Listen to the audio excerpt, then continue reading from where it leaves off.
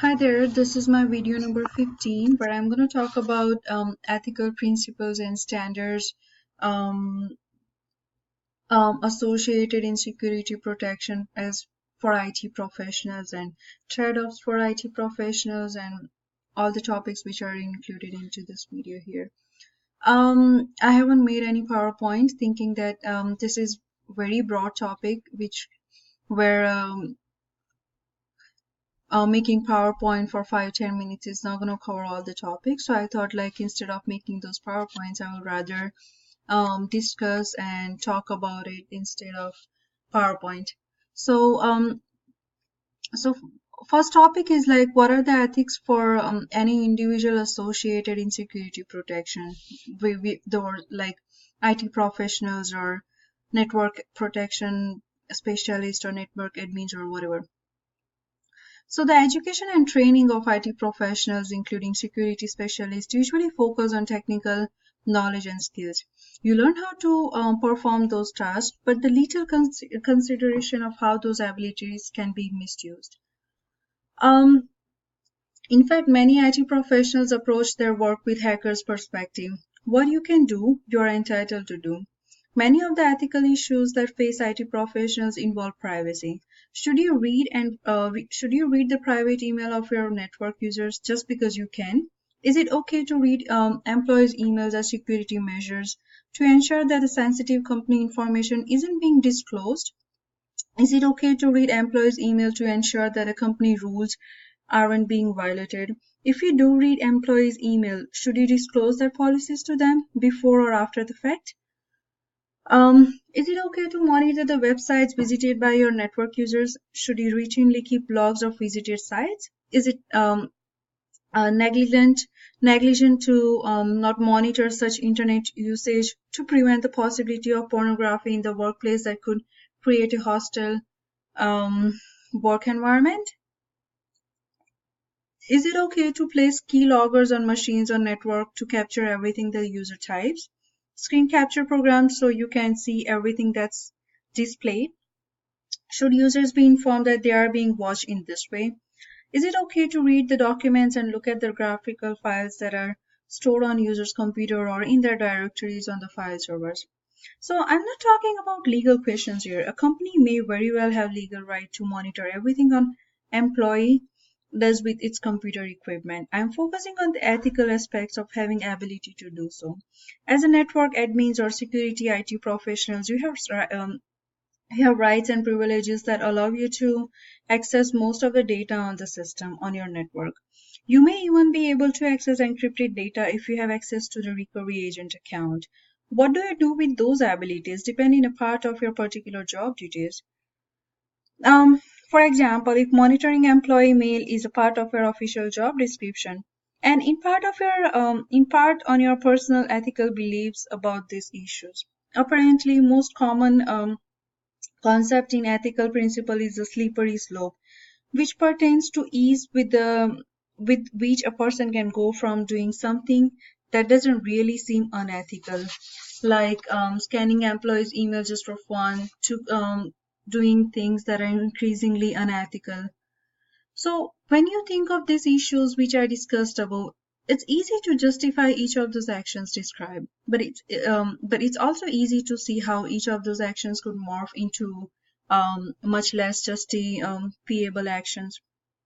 For example, information you gain from reading someone's emails could be used to embrace that person or gain political advantage within the company to get him or her discipline or fire or even for blackmail. In addition, all this unethical in protecting sensitive information. Up till now, I was focusing ethical principles for the network professional. Now, let me discuss real world problems like what if your pursual what if your perusal of random documents reveal company trade secrets? What if you later leave the company and go to work for competitor? Is it wrong to use that knowledge in your new job? Would it be wrong if you printed out those documents and took them with you, and if you just relied on your memory? What if What if the documents you read showed that a company was violating government regulations or laws? Do you have a moral obligations to turn them in, or are you ethically bound to respect your employees' privacy? Would it would it make a would it make a difference if you sign a non-disclosure agreement when you accepted their job? So IT and security consultants, who do work for multiple companies, have even more ethical issues to deal with. If you learn things about one of your clients that might affect your other clients, uh, thing, where does your loyalty lie? So then there are money issues like proliferation of network attacks, hacks, viruses, and other threats to IT infrastructure have caused many companies to be afraid, very afraid. Um, as a security consultant, it may be very less to play on that fear to convince companies to spend more money than they really need to. So, is it wrong for you to charge hundreds of thousands of dollars per hour for your services, or is it in case of what the market will be? Is it wrong for you to mark the equipment and software that you get for customer when you when you pass the cost through? What about kickbacks from equipment manufacturers? Is it wrong? So, is it wrong to steer your clients towards products of companies in which you hold stock? This is all unethical issues. So one more issues which involves promising more than you can deliver or manipulating data to obtain higher fees. You can install technologies and configure settings to make a client's network more secure, but you can never make it completely secure. Is it wrong to talk a client into replacing these current firewalls with those of different manufacturer or switching to an open source operating system? For example, what if a client asks you to save money by cutting out some of the security measures that you recommended, yet your analysis of client security needs show that sensitive information will be at risk if you do so? So you try to explain these things to client, but he or she is adamant. Should you go ahead and configure the network in less secure manner? So these are the ethical issues for any IT professional. So after all discussion, how do we reach the right decision?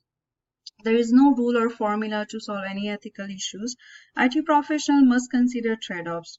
The best option. There is no code defined for computer IT professional. However, ACM and CIPS, that is Canadian Information Processing Society, have their own ethics. Now let's focus on the trade-offs. So good security decisions require making intelligent trade-offs, but far too often we settle for poorly justified security measures based on fear and ignorance rather than reasoned analysis. So look at the common topic is a security trade-off. Even for effective measures, there are costs, if only of convenience and time. If we are not just propping up security theater as a substitute for real security, we are usually making trade-offs between usability and the security. Furthermore, security is not all or nothing. Nothing is over 100% secure, and therefore security comes down to using the best information available to balance cost versus the benefits. Uh, for example, like host-based firewalls, ones that runs on your local machines, can be great if you understand messages. They will alert anytime new pieces of software want to connect to a network, something almost all modern malware does. Unfortunately, the average user does not know what programs should and should not be run onto your system. For example, many users would see a message such as one like you need to install those and they will just do it. So in this case, it's necessary to allow services pack to be downloaded, but it has to be also user has to know about all this. They has to be informed. Uh, so this often make host-based firewalls very unusable, and then users tend to just allow everything effectively, negating the benefit a firewall could bring. So it comes back to trade-offs.